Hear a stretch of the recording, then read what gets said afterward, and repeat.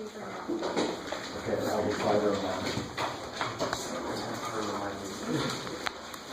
Shit.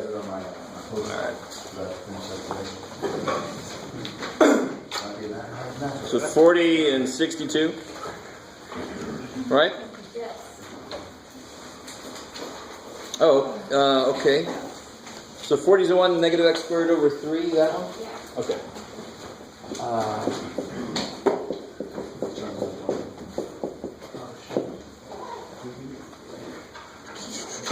Plus 2. Hey. Plus 7. Okay. All right, so it just says find the max or min value. So is this going to have a max or a min? How do you know? It opens down. Well, negative, so it's going to open down, so it's going to have a maximum. Kick ass. So what's the quickest way? It didn't tell you a specific way to find it. So what's the quickest way to find it? Negative b over 2a. Now what's b? 2. What's a? Negative 1/3. Negative 1/3. Kick ass. That's all. So don't freak out. Because you can rewrite this, of course, as f of x. You can write it as negative 1/3 x squared. Blah, blah. Should be good at that kind of thing from your mx plus b d. You do that. Your mx plus b days. It's harder to say. Right? Remember those days? Your old mx plus b days. Yeah. That's good. Is that good enough? Yeah. Because that, to me, I think that's the hardest part. And then, of course, you should be able to handle the divide by fractions. Okay. Yes? Number 15, I think we're getting almost everything good. I was unsure about the line intercept. I tried to do the thing where you just take it from the original one that didn't have an x to it, but not do the line intercept. That doesn't seem to work. The parabola opens down and is way below where the line intercept would be. So what was the last thing you just said? You were worried about what now? The way that line intercept didn't seem to make sense in this situation because the parabola opens down and is way negative, while the y-intercept is positive. Well, it would be positive. Plus 4. All right, so which number was it again? 15. 15. All right. So let's see. I appreciate, when you're doing these problems, it's a good idea to make sure that it makes physical sense as far as the fact that it opens down. But opening down by itself, of course, doesn't mean that you have to have a negative y-intercept or something. So the other part of it would be the vertex would be bothering you if you got the vertex to be down. Right? If the vertex was negative and it was opening down, ain't no way the y-intercept could be positive 4, right? So I don't know if so, then something went wrong with your vertex. Yes, sir? Well, after you complete the square, doesn't it become negative anyway? Yeah, so this problem wants you to do this putting into standard form. So I think something went freaky with the standard form thing. Right? Well, I mean, the y-intercept, you can see it right there. Something was flying. I can see it right there. It doesn't matter what I have to do after this. I can always go back to the original form to get the y-intercept, right? No problem there. Now, how do you put this into standard form? This is a good review. What's kind of wrong to start attacking this to put it into standard form? The negative, right? If there's anything out front that's not a 1, you got to take it out. And that's a negative 1. That ain't a 1. So you got to take out the negative. And then what's in here? X squared minus 6 plus 9. Look at you guys getting way ahead. So the plus 4 gets over here, right? Get that 4 out of the way. Just your x stuff. You want to consolidate your x stuff. Now, like somebody just said. Plus 9 minus 9. Yeah. Half of negative 6 is negative 3. Negative 3 squared is 9. So the plus 9 goes here. So then what has to go out here? You'd think so. But you'd be so desperate. Yeah, what'd you actually do? You subtract. Subtracted 9. So better add 9. And your brain goes, and you say, screw. Calm down, brain. Don't worry, brain. I got this. That's very psychologically, you can analyze that forever. And then what do you get here? X minus 3 squared. 13. So it looks like the y piece of the vertex is way above the 4, so it won't be a problem. But you guys understand what he was saying? That tells you that something went wrong somewhere. Because you know there's just no other way. The y-intercept is 4, there's nothing. It's got to be, the y-intercept has got to be at 4. And it's opening down, so if your vertex were like here, you know something went wrong. And actually, you know something went wrong with your vertex, because there's no way the y-intercept is anything except 4 here. So I like that. It's beautiful analysis to make sure you're actually doing this correctly. I love when people just kind of go and they make it work somehow. That's always kind of neat to me. You're going to lose points, but part of me just goes, I like that. You're like, screw that. What I did was right. Screw reality. It's like a fourth dimension there in my parabola. Kind of lose that. Yeah. So, like, not always will you plug in 0 for x, y have the y-intercept? Of course. Yeah, of course. Sure. That's what we did. So what's the y-intercept? 0, 4. Yeah. You could do it here too, but the mistake people make is they say it's 13, when really, when you plug a 0 and you get negative 9 plus 13, it's still 4. You see, so I don't care where you plug 0 in for x. These are the same damn functions. You're going to get the same output. Yeah.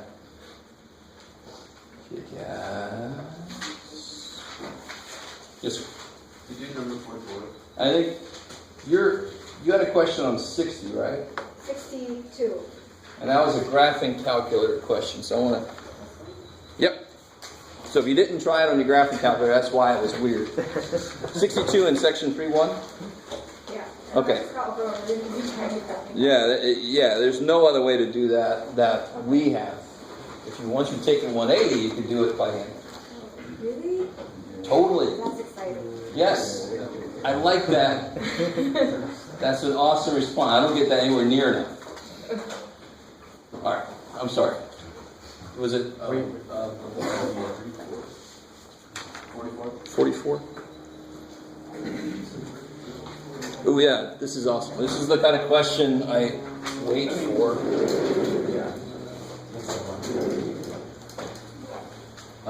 44 says, find the equation of a parabola, right? Find the function whose graph is a parabola. So basically, find the equation of the parabola where the vertex is 3, 4. And it goes to the point 1, negative 8. So what's the general form for or standard form for a parabola? Parabola. X minus h squared plus k. Kick ass, vertex, A does the down and up kind of stuff. Alright, so how the hell do you do this? Yeah, the interesting thing is, how many things do I not know here? 3. 3, good, because the X I know. It's whatever I want it to be. Nah. So there's 3 things I don't know. They tell me 2, but actually they give me 3 pieces of information, of course, because what's the 3 in here? H. Good, and the 4 is? K. Okay, it's crazy. And then, so the only thing I have left to figure out is A.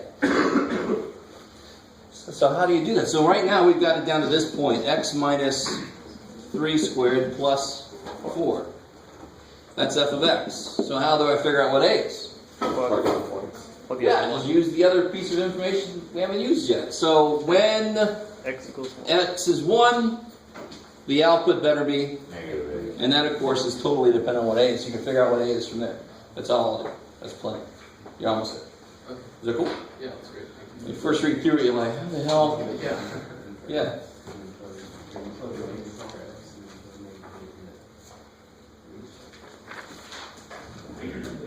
All right. Anything else? Yeah. Can you do number 76? Oh yeah.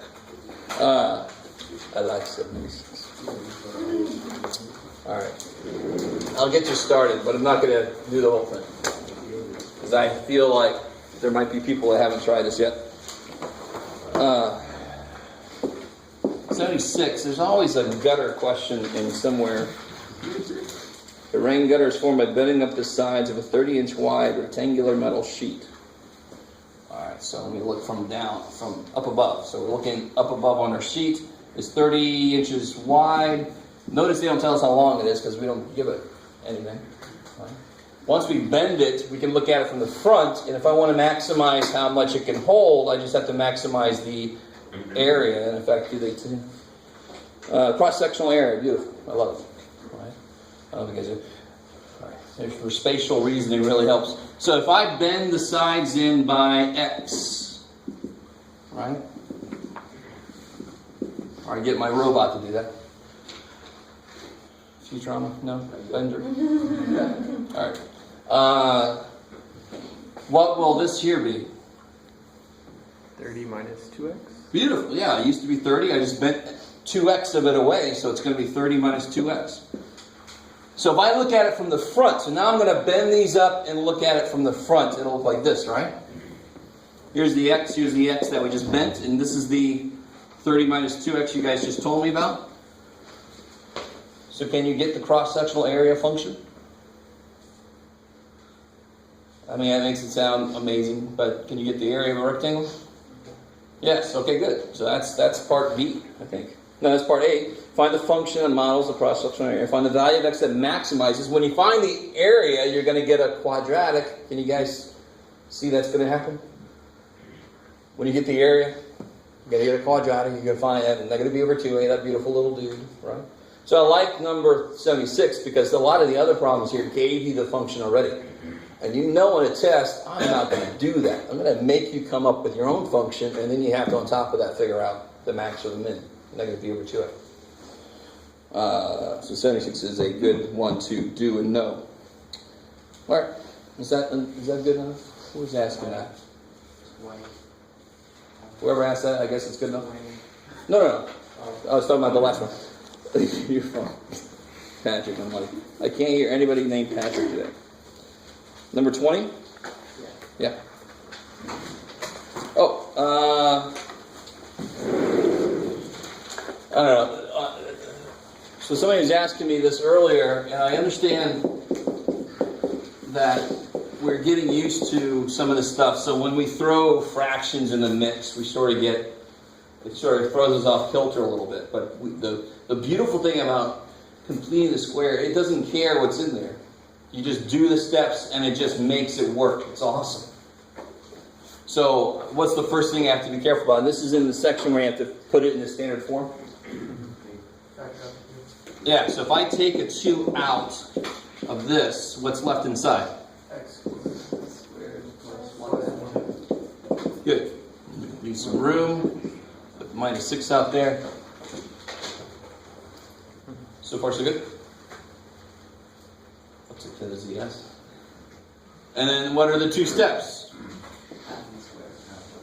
You take half of what's in the middle, 1/4, and then you square it.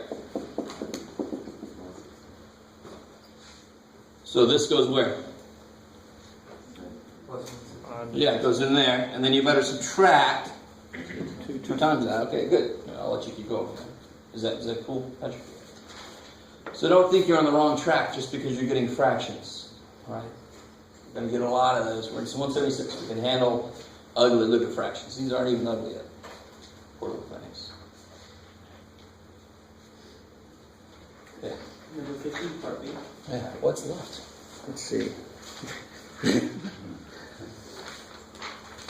Oh, all right. So the first part of 49 and 50 is to do it on your calculator. You with me? I like it. You don't do it. Like, what word did you just say? I like the word calculator. And the second part says find the exact value of the max or min, which means what piece of the vertex are they talking about? The exact max or min value would be which piece of the vertex? The y piece, right? The value. I like it. Kick ass. If they said where it is, then it would be x piece. And don't, I don't know which part of this is giving you trouble. How do you always find the vertex?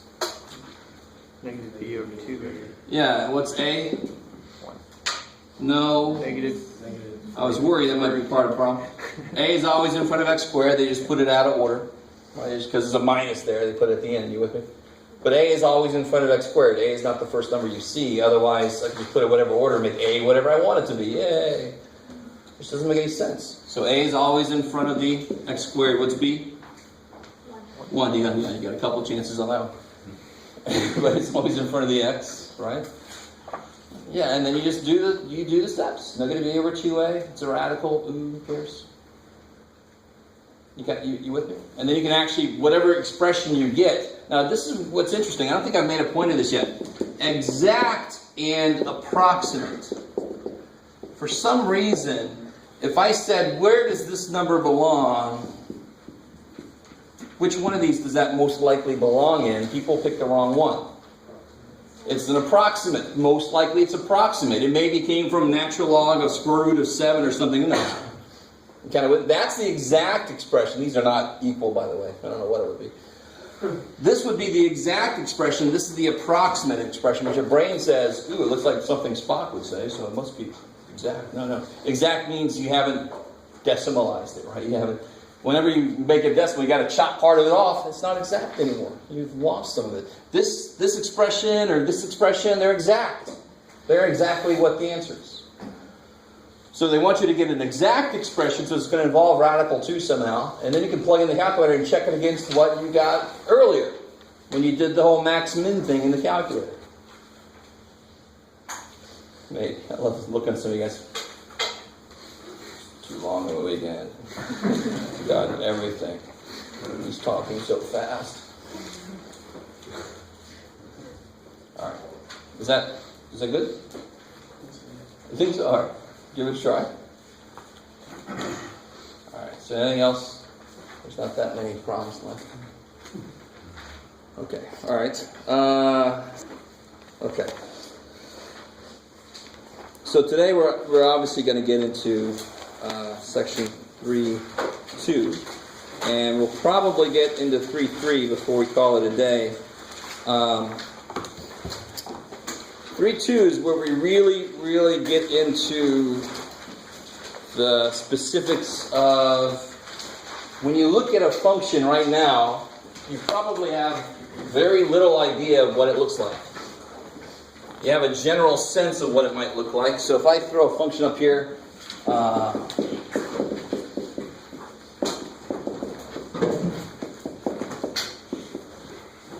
can anybody draw in the air what that thing might look like? I've got one person that did something that might be right.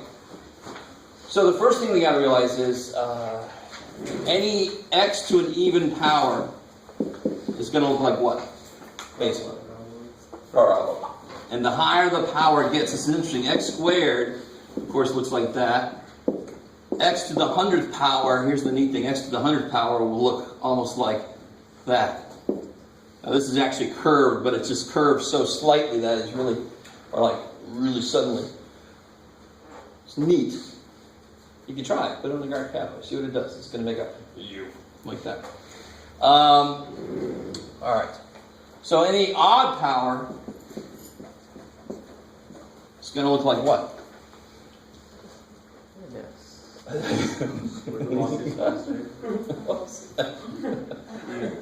I'm sorry.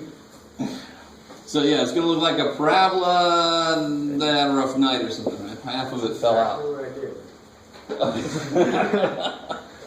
Okay, Alex, because you don't get any points for it. So a colleague of mine calls this a giraffe graph, and I always give him shit about it because you can see why you might call it a giraffe graph. He's got a long neck, but it's only got one set of legs, and I'm like, this thing is going to... Oh, it's just so horrible. Who came along and chopped the front legs of this thing off? That's all I could think if I was a student. It was Corey, by the way. I give him shit about it. He's got snail shit and stuff. Giraffe graph. I'm like, that's so horrible, man. You have blood spurting. Anyway, whatever. Now, both of these, now this is any odd power, so a fifth power, this would, now what does this stuff do to it? It's not going to look exactly like this fifth power. Two things. What's that negative do to it? Yeah, so it'd actually be like, but it's still going to be what I'm going to call cubish. Anyway, I'm going to call it cubish, right? Instead of giraffe graph. Cubish. It's just going to be reversed. So if this, one of these were negative, what would it look like? Yeah, it would open down. I like kick ass. You just got to pay attention to that negative. What would this kind of stuff do to it? This stuff here. What would it possibly do to this? What would happen, possibly? Bring it back over to the x-axis. Yes. Yes. Look at you go. So it could do stuff like that, right? Or in this case, a fifth power could have how many turning points? Do you guys remember? I think 4. Beautiful. So you could turn once, twice, 3, 4 times. But notice what always has to happen. Let me make sure I match up with the negative. So if it's negative, it definitely has to start. It wants to look like this normally, but it's got to start here. I don't know what the hell it's going to do in the middle, but where's it got to end up? Down. So it's got to look like that. Let me do it this way. Yeah. At the ends, in the middle, we don't know. So the very first thing we can do when we look at a function, we can immediately tell what we call the end behavior. You can see why we call it that. What does it look like at the ends? And let me be a little more specific. The book does this. I'm not going to make you guys do this. All I have to do for end behavior is draw a little sketch and tell me why. You'll see in a minute what I mean. So here you would just say, because of the negative x to the fifth, it looks like that. That would be a beautiful answer when I ask you what the end behavior is. Tell me why also. Everybody with me so far? Well, let me ask you this. We should use these, and then we'll even get better terminology and better symbols in this.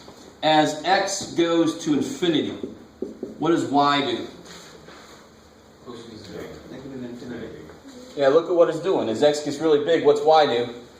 Really big negative, right? So y goes to negative infinity. As x goes to, I left some room here for a reason. As x goes to negative infinity, what does y do? Goes to infinity. I love it. Positive infinity. Kick ass. You guys with me on that so far? You don't have to write your answer in that way, but the book uses that a lot. And the one I'm going to use more often than that is something that will carry over into calculus. The first 2 weeks of calculus will be ruled by this idea. Right? It's the limit.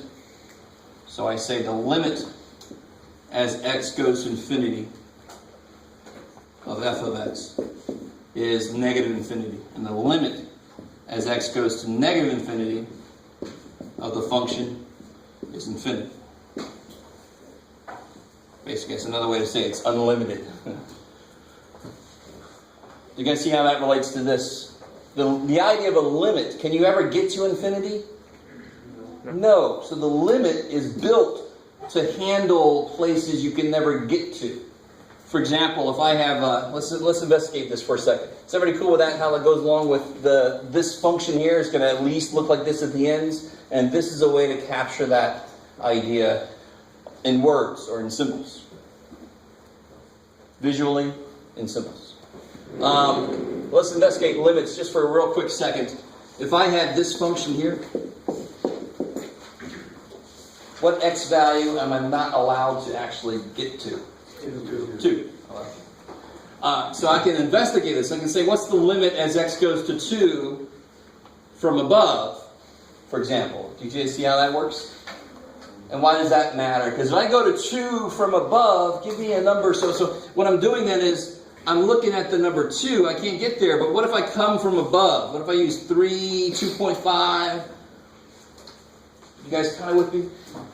This says let x go to 2 from above. So you use values that are just a little bit above 2. So g of x, and we got to figure out what that's going to be. So I can just start plugging stuff in. What's 1 over 2.1 minus 2? So that's my x here, right? Yeah, it's 1 over 0.1, which is 10. What's 1 over, let's get closer to 2. Let's get closer. Because the whole idea of the limit, when I introduce limits in calculus, you ever seen the movie The Blob, the 80s movie, the really good one? Right? And you see the thing in the old man, he can't way too close. He actually didn't do the limit. He actually got there. When I would use the limit, I go, what is that thing? You know, and I wouldn't get to it. I wouldn't touch it. I would get close to it maybe, depending on how drunk I was. So the limit lets us get really close to somewhere that's radioactive, or in this case, mathematically, it just makes the function undefined. But we can get really close to it and see what it looks like it wants to do. So, of course, the closer I get, what happens? What's that? So now I'm getting closer to 2, right? Closer to the bad point. So I get 1 over 0.01, which is 100. So it looks like the closer I get to 2, the bigger the output is. And if I do it from below, it's going to be negative left over, so it's going to go like that. So it's going to have the asymptote like that. So, of course, we're going to start graphing these functions in section 3.7. And so I'll come back to the limit idea then also. How we doing so far? It's like that visual of the blob monster. Why would you touch it? Just to move the movie forward. Okay. All right. So that's the idea of end behavior, and this is just a little bit about limits.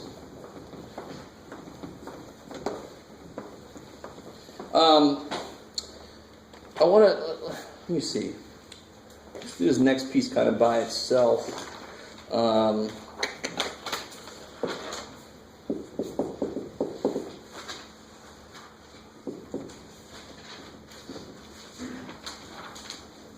let's do this. Nice, easy one.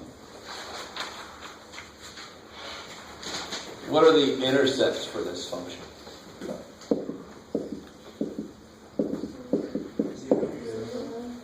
0, 0. Yeah, what would you do to this thing to make it easy to look at? Factor it. What happens? Alright, so what's the other intercept?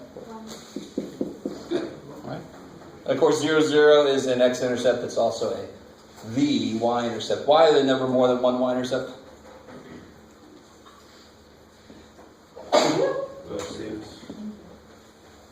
It is a function. And if there were two y-intercepts, it would not pass the...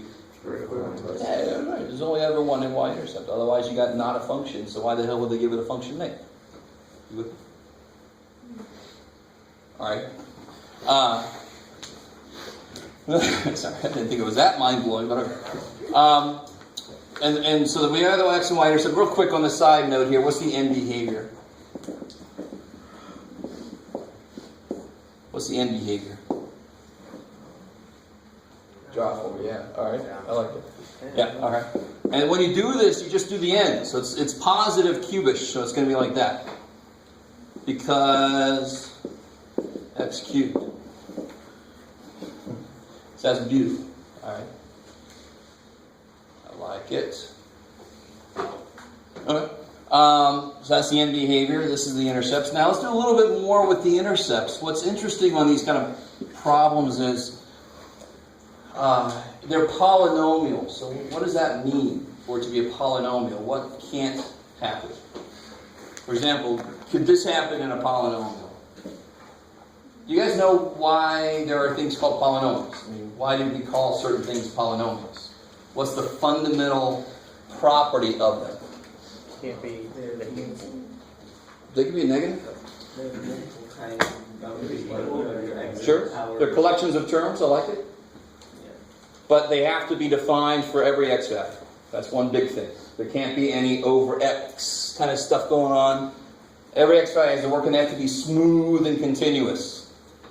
So this is not continuous because I have to pick my marker up to draw the other half of it, right? So they have to be smooth, meaning they can't do that. They want to be a plane ride that won't kill me. They could be a plane ride that would be really unhappy to be on, but they won't kill me like that would. So there can't be any cusps, there can't be any sharp turns, there can't be anything like that. It's got to be smooth and continuous. So they can't just suddenly disappear from one place and appear in another place, for example. That's not a polynomial. That would be a what kind of function? Piecewise. Kick ass. Maybe it's two different polynomials that have been slapped together in one, the little bracket thing. Right? How you guys doing so far? So really what this means is, I really want you to understand this idea. It's really cool. If I have a polynomial and I'm here, I'm negative. See, my values are negative down here. What's the only way that my values can become positive is if my graph goes through what? What do I have to do before my values can become positive? I have to go through what? X-intercept. I have to go through the x-axis, right? I have to have an x-intercept. So that's why sometimes they call x-intercepts doors. They're what let you through. Right? You can't go from one side to the other for a polynomial unless there's a door there. You can't just suddenly decide to teleport over, right? Like this guy could, what I just erased. Piecewise function can do whatever the hell it wants to. This guy, the only way, if it's negative everywhere here, it can only change signs through an intercept, through an x-intercept. Does that make sense? I mean, it's almost too simple of an idea if you think about it. If you're on that side, you do that side, you got to go through there. All right, that's all it's saying. Maybe. There's a whole, there's a theorem that this is a little early for this to really have its full import, but it's called the intermediate value theorem. And it's a very strong theorem that's used to prove shitloads of other things for future math classes. But here it's a little bit late. Its full power isn't noticed by us. Because all it's saying at the moment is if f of a is less than 0 and f of b is greater than 0, then between a and b there has to be a place where the function is 0. That's exactly what we just set up here visually, right? If f of a is less than 0, and f of b is greater than 0, somewhere in the middle has got to go through 0. That's all the intermediate value theorem says now. It says a lot more. But for our situation, that's all it says. All right, how are we doing? So you guys look sick. You all right? Okay. Blah, blah, blah, blah, blah. All right. So, using this idea on this function. This is the function we're working on right now. Let's use this idea on this function. So where are the only places this function could change signs? The outputs go from negative to positive or vice versa. Where are the only places that could happen? The intercepts. At the intercepts, and we just found them. So what you do to investigate this, and what I would say on the, what I would say on a test or something is, what's the behavior at the roots? So we're going to do it by the book full way out, and then I'm going to show you a shortcut. And I'm going to keep stressing the shortcut, because the shortcut is beautiful, and it's going to carry over into calculus. When you start doing weirder shit, but you still throw it on a number line like we're about to do. So if you go into calculus, you will remember this day. Right? I mean, that's the first time we did that, and now we're doing it all the damn time. So what I do here is I put down my zeros. I'll be very specific for myself. Because when we get to rational functions, I might put a little u up here because maybe it makes it undefined. You with me? So right now I put a z because it makes it 0. So here's what the beautiful part about this is. If I put a 2 in there, what's the output? Is it positive or negative? Positive, right? It'll be positive times positive. So it's positive. So it's got to be positive everywhere, forever. Because the only way it can become negative is if there was a 0. And that's the last 0. So it's going to be positive forever. And does that agree with the end behavior? Yes, thank God. Right? So the end behavior is always kind of like a check point. Does that agree with that? Does that agree with that? So you better get this right, or you're going to think you're wrong everywhere else. So if I put in there a 1/2, 1/2 squared is positive, 1/2 minus 1 is negative, so overall I get negative. Do you guys see how I don't care about the value? I just care about the sign, right? To tell what side it's on. And then if I put in a negative 1, what do I get? You sure? Yeah, I like how you're saying that, but you're wrong. What's negative 1 squared? 1. Positive. What's negative 1 minus 1? Negative. So positive times negative is negative. Now, why did it change signs here, but not here? Because it was an even. The first term was even. All right, good. I like that. So, and why is that important to this guy? The first term, that's where the 0 came from, right? And it's degree what? Degree 2. And what does a parabola do if it's sitting on the x-axis? What does it do when it hits that? It turns. What does any cubish kind of thing do? Or even a straight line? It would go through, right? It would go through either that way or just straight through. You guys semi with me? More mathematically, this is negative for things below 1 and positive for things above 1. So of course it's going to change sign at 1. X squared is always frickin' positive except right at 0 there, right? So that's mathematically what I'm talking about. But I love the idea of a parabola turns, a cubish dude or an odd thing goes through. So this is the idea of, and let me ask you this. How many answers were there for this equals 0? How many answers did we get? We got 2. No, we didn't. We got 3 answers. We better have gotten 3 answers. And how did we get 3 answers, Jeff? The hell? Because what did we get from x minus 1? We got 1. What did we get from the factor of x? 0. What did we get from the other factor of x? 0. So we had 0 show up twice. I really want you with me here. This is the idea of multiplicity. Not just an old movie with Michael Keaton. Way before Birdman. Really good movie, actually. Clones and shit. Multiplicity just means how many times does an answer show up? How many times does a root show up? So if it's got even multiplicity like this one did, 2, it shows up twice. This answer shows up twice. It's not going to change signs around that because it's going to be like a parabola. It's going to turn. You guys with me? This is an awesome thing. We can make this a lot quicker. I wouldn't have to check every damn thing. I can just check 1 and be done with it. So if the multiplicity is even, it doesn't change sign. You can write the word. There it is, Jeff. Doesn't change sign around that root. If it's odd, it does change sign.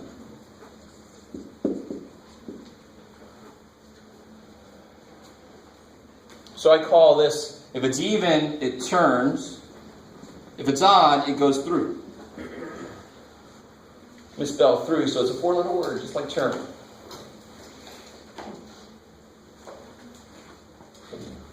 All right, so let's try the shortcut on a different problem here real quick. So I keep introducing one thing. So one problem from this section is going to involve at least these first few steps, right? 1, 2, 3 so far. So let's try a different one real quick. Let's try to do the shortcut. Oh, we got plenty of time. You could do it, Jeff. Oh, let me give you one that's already factored just to cut to the chase. I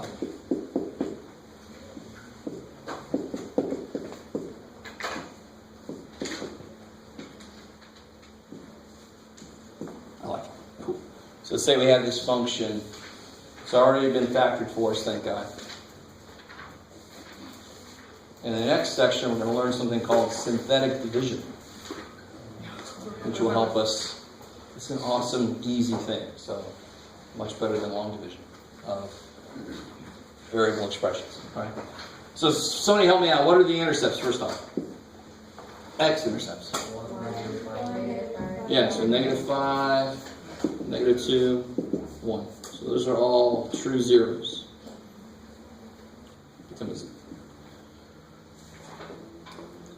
What's the multiplicity of each? Let me list them up here. So I got 1, oh God. 1, 0. I got -5, 0, and I got -2, 0. What's the multiplicity of 1? 5. So the multiplicity is 5. So it's odd. Multiplicity of -5 is 2, and the multiplicity of -2 is 1. So how many of them will it not change sign around that root? 1. Yeah, so the even one, right? All right, so here we go. You ready? Now, if you don't like a shortcut, you can always do like we did and just investigate each. See how this breaks it up into 1, 2, 3, 4 regions? Oh, and before I get too far away. So you guys can see this. See how the end behavior? I can draw a really rough sketch right here. It's negative, and then it hits 0, and then it's negative still, and then it's supposed to hit 0 here, and then it goes positive. So here's a really rough sketch. It's so if my x-axis is there, it's negative, then it's 0, then it's negative still, then it hits 0 again, and then it's positive. So this is a very rough sketch. Not good enough for a final answer, but I know that's what it should look like at the end. So this guy, let's see what happens. All I need to do to use the shortcut is to have a starting point.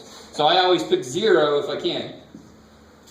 What's the sign if I plug a 0 in? Negative, good. Positive, positive. So overall it's negative. So which one did we say it's going to not change signs around? It's going to be -5, right? because it was even multiplicity. So here, what's going to be over there around 1? What should it do there? It should be positive. Should be positive because it should change signs there, right? So all the odd multiplicities is going to change sign around them. Now again, how could I get that otherwise? I could plug a 2 in. If you plug a 2 in, I get positive, positive, positive. I get positive. Do you see that? But I don't want to do that. I just want to do it once, please. So what's it going to do around negative 2? Change signs. And what's it going to do around negative 5? Stay the same. Kick ass. And you can still plug in negative 6, you can plug in negative 3, whatever the hell. You still get the same answer we just did. Now I like this question. You ready? What is the end behavior for this problem?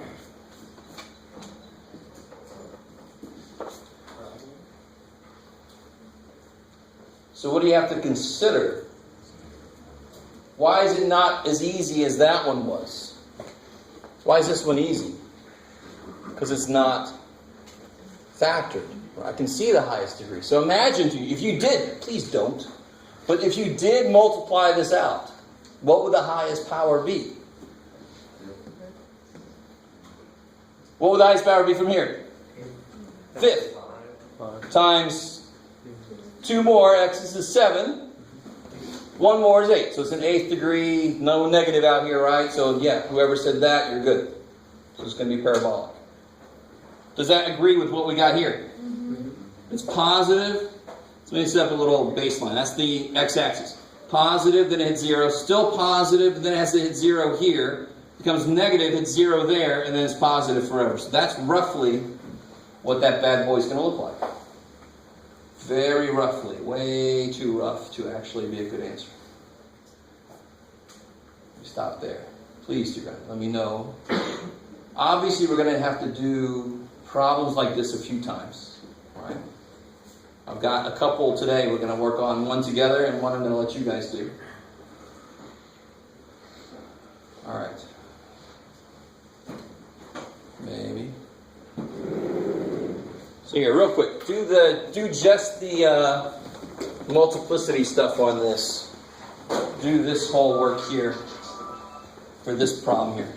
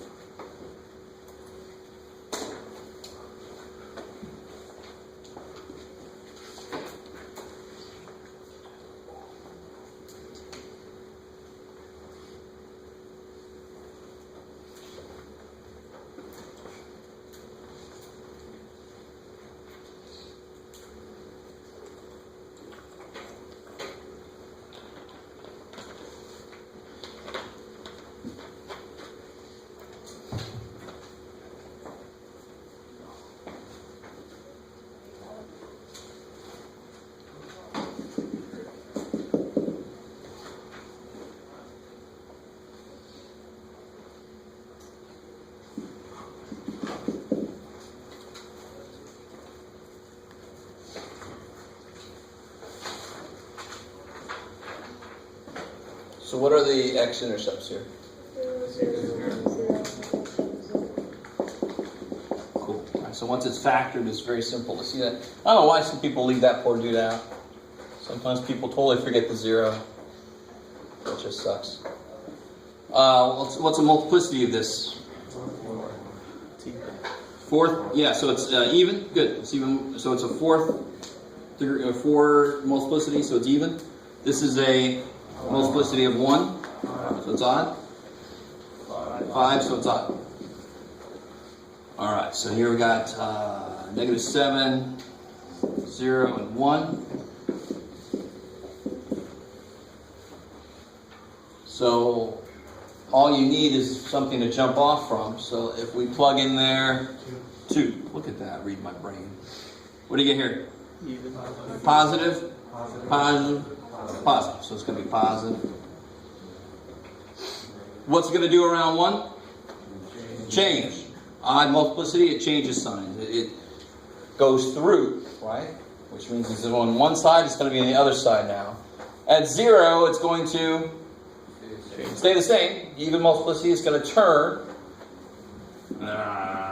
And then at negative 7, it's going to turn. Kick ass. So a rough sketch of this would be, so if I draw like a baseline, here's my axis. Positive, hit 0, negative. Then it's got to hit 0 here, and then it stays negative, and then it hits 0 here and goes through. So that is a really crappy sketch of the Loch Ness Monster.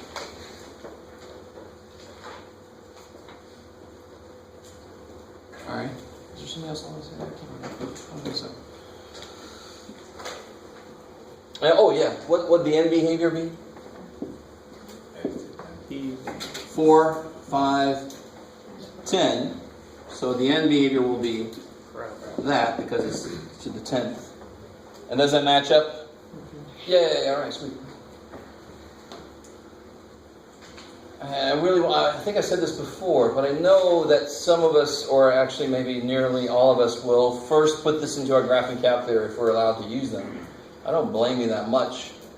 But if your work does not match up with what I see on your graph, you will lose more points. I'd much rather you correctly interpret your work on the graph than have the right graph come from the wrong place. Does that make sense? Alright, so if you're looking at the graph, you got to remember, if you put it in there wrong, it's going to look wrong too. So have more faith in your own work. Alright? Which actually is a kind of way of saying have less faith in your ability to plug it in the calculator correctly, but don't think about it too much. So here, let me give out these stuff here.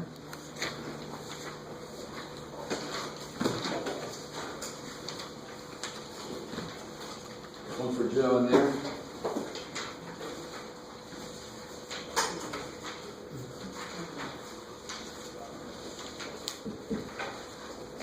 So do this. We're going to do the first slide together.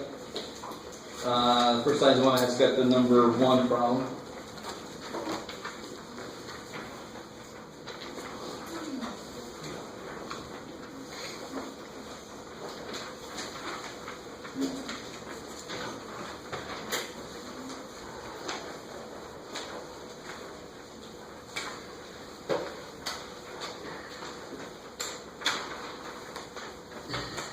Yeah. So the end behavior is x goes to infinity, is it y going to infinity?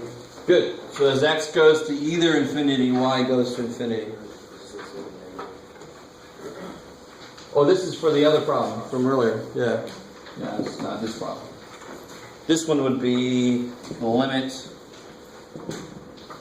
as x goes to either infinity, actually is going to be positive infinity, right? As x goes to big, y goes positive. As x goes to big negative, y goes to positive. Okay. All right. So let's do this one together. Zoom, zoom, zoom, zoom, zoom. All right.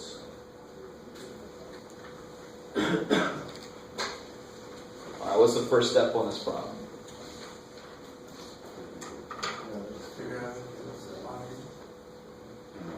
Yeah, okay. We can look at the end behavior right now, right? I like it. So what is the end behavior going to be for this guy? Yeah, it's going to be up on both sides, right? So don't connect the middle because you don't know what the hell is happening in the middle. So don't make a parabola. Just do the outsides, the end behavior, and why? Because math. Because x to the 4th. And then I tell you, I'm really being nice here. So factor that bad boy. Take a second and factor that. We'll see if this projector clicks in the high gear. Come on, give me that brightness.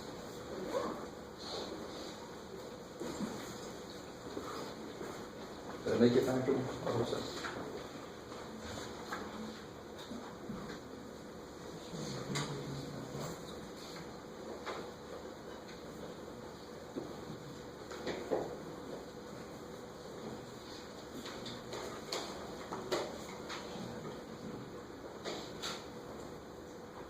It's not too bad, right? How do you factor it?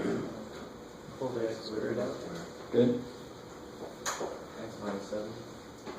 X plus 4. Okay. Alright, so what are the intercepts? 0, 0, 0. Yeah, so 0, 0.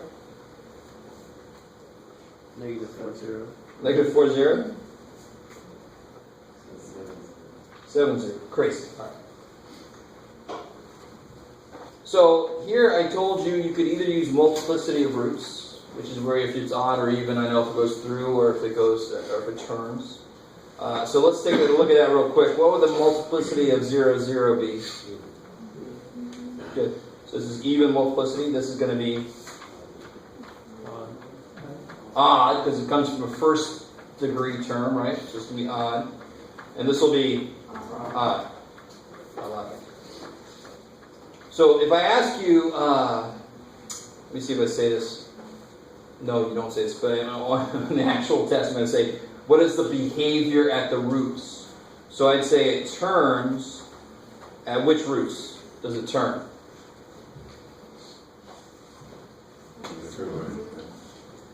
At 0, 0. Good, because that's even. It's going to do like a parabola. It's going to turn. And where does it go through? The other ones. I like it. All right, how are we doing so far? So it turns at 0, 0. And using this language is good for when I have to do this visually, when I have to put this on the graph. Because then I'm actually going to do that. I'm going to make a turn, I'm going to make it go through. Okay.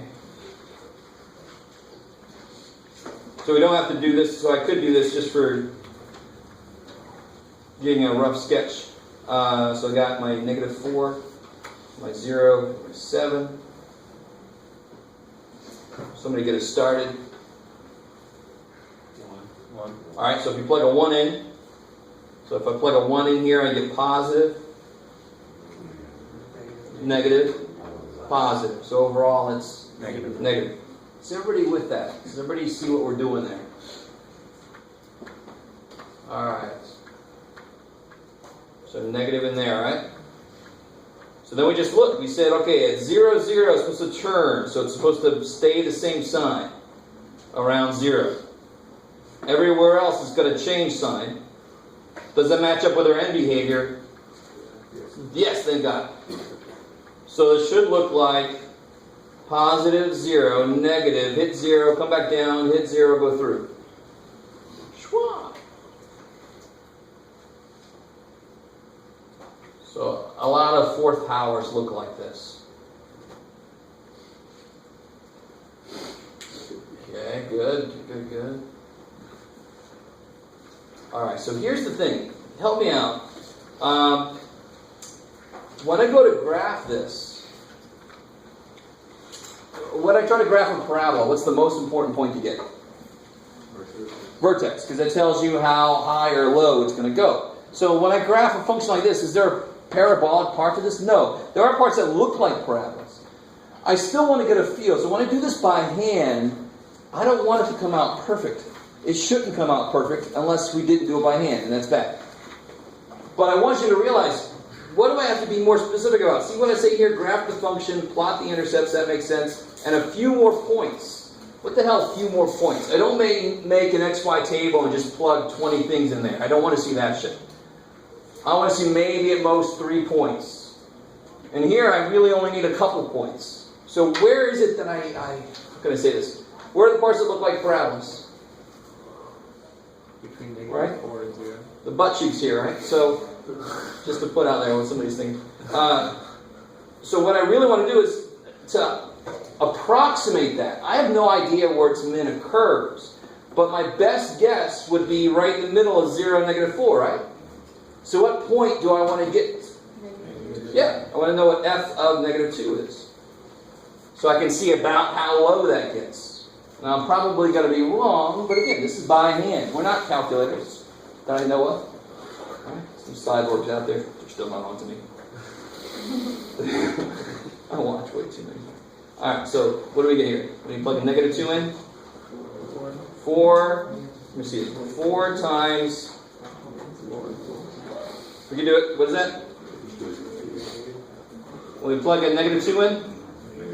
Negative 9. Do you guys see what I'm doing? Yeah. I like the factored form of it to investigate because it's just easier. And then when I plug a negative 2 in there, I get 2. So what's 4 times negative 9 times 2? Negative 72. Negative 72. Now, do you see, I haven't plotted anything yet. And one reason I haven't is because I don't know what my scale needs to be yet. But now I know the lowest it gets, or one of the lows is negative 72. I want my scale to at least show that. You with me? So if you make your scale by 10, I don't want to see shit like, I don't want to see stuff like this. I'm like, well, I came out of Canada. What the hell's that shit? I just didn't make the screen right. It's no good. What other point do I want to get? Yeah, you can get 3 or 4 somewhere in there. 3.5 if you ever want to get. So I'm just going to do, it doesn't matter. I'm going to do 3. Now. Do you guys see where I got that from them? Right? And because this is by hand, there's no real answer. If you do 1, I'm a little worried. 3 or 4 is the choices. If you do 3.5, it's nice. But it's not, you don't have to. So what's f of 3? Let's do this the same way. F of 3 will be 9 times negative 4 times 7. Shit.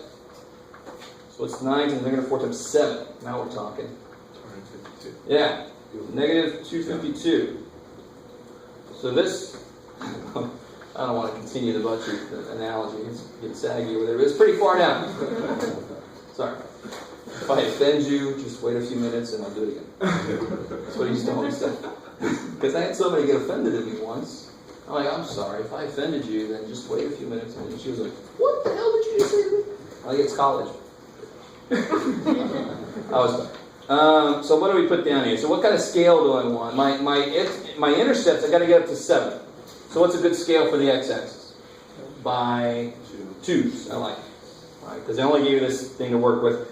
So I'm going to do 2, 4, 6, 8, 10, negative 2, negative 4, negative 6, negative 8. Okay. Now what's a good scale for the y-axis? I have to make it to negative 252. 50s? Yeah, let's try 50s. 50, 100, 150, 200, 250, that kicks ass.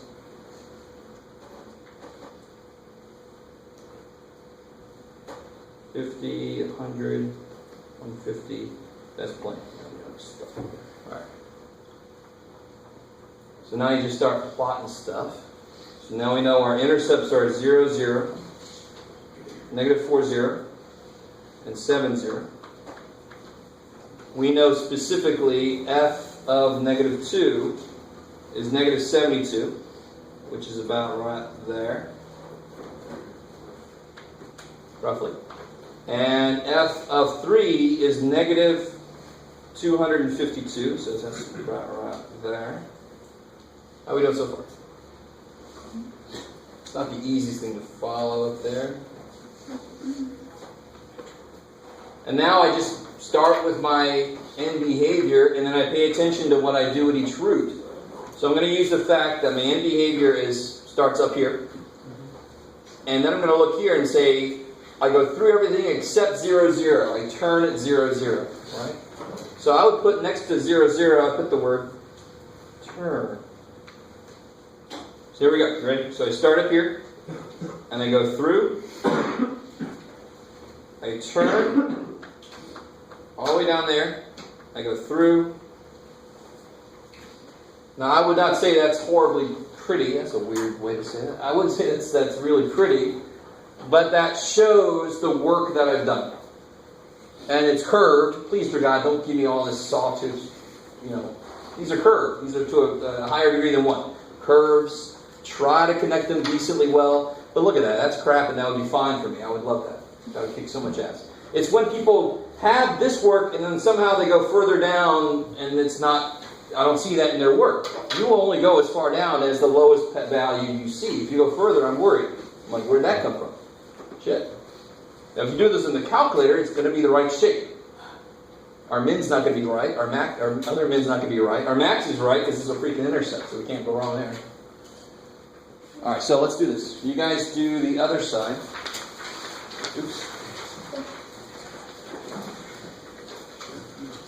Well, I gave you a 4-turn dude. All right, let's see who remembers that.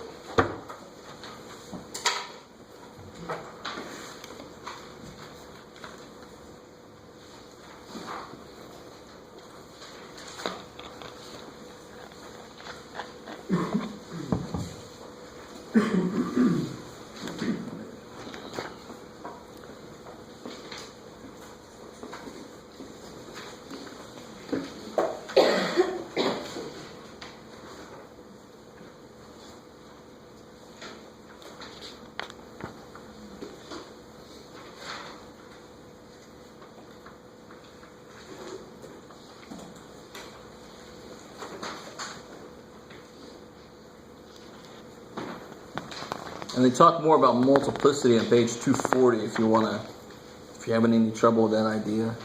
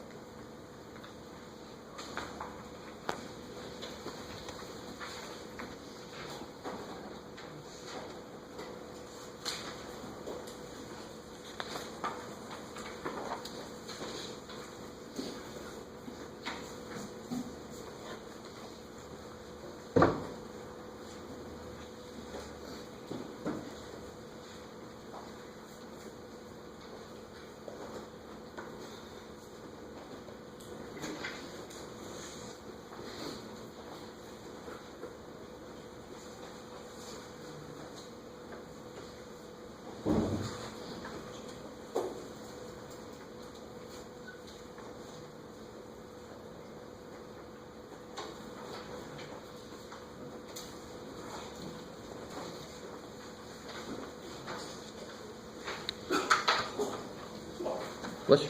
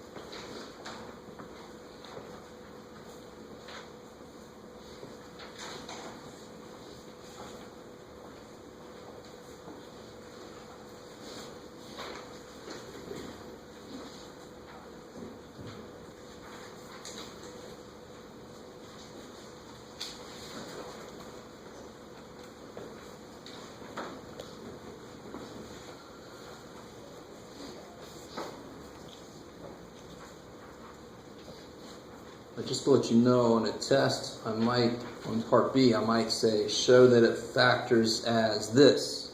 Because if you factor it wrong, or if you're not able to factor it, you're not able to do any of the rest of the problem. Yeah.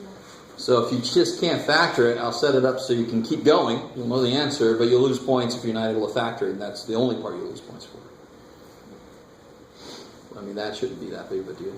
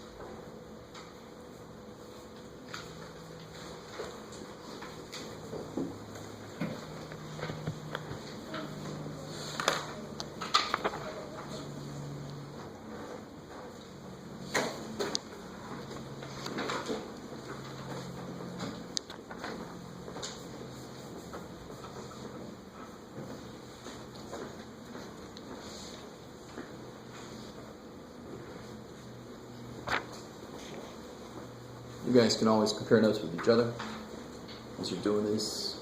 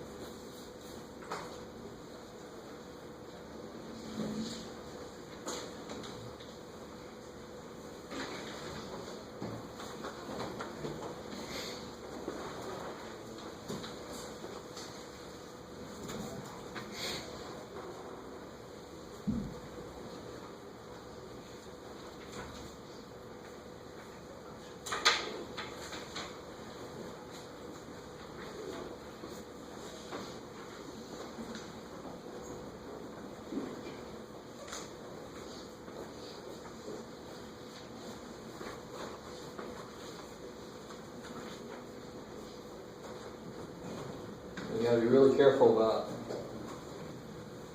that negative when you're investigating this.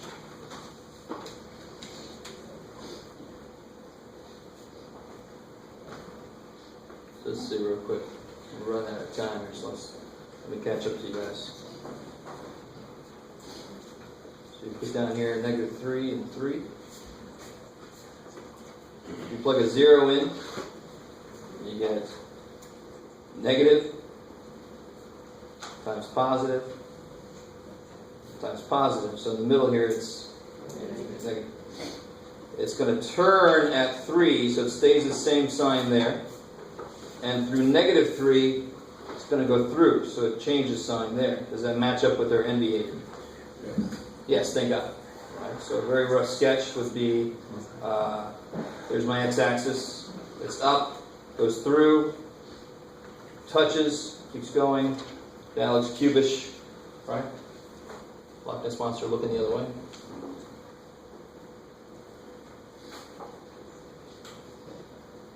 How goes so far? You guys alright? You guys out there? Holy shit. You're scaring me, man. People walking by. He's talking to an empty classroom. He's off his meds. Alright. Alright. So, how many points do I really need? What are your 2 points you need? Just one. There you go. And we already have it, don't we? Right between -3 and 3 is 0, and that's I know that the intercept is 0, -27, right?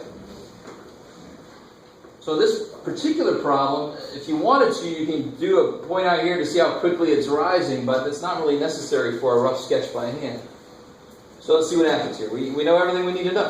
What kind of a scale do I want to use here? Yeah, my intercepts go to 3, so 1 sounds good. 1, 2, 3, 4, negative 1, negative 2, negative 4.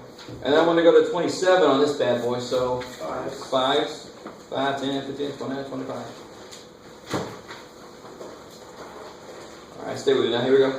So then you plot your negative 3, 0, and your 3, 0. There's your x-intercepts.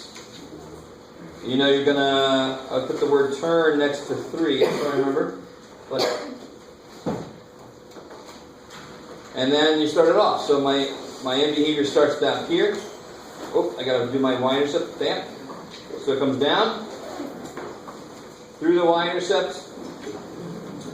Then I got to go back up. Turn. Fullness. That's good enough. So next time we'll get into long and synthetic division.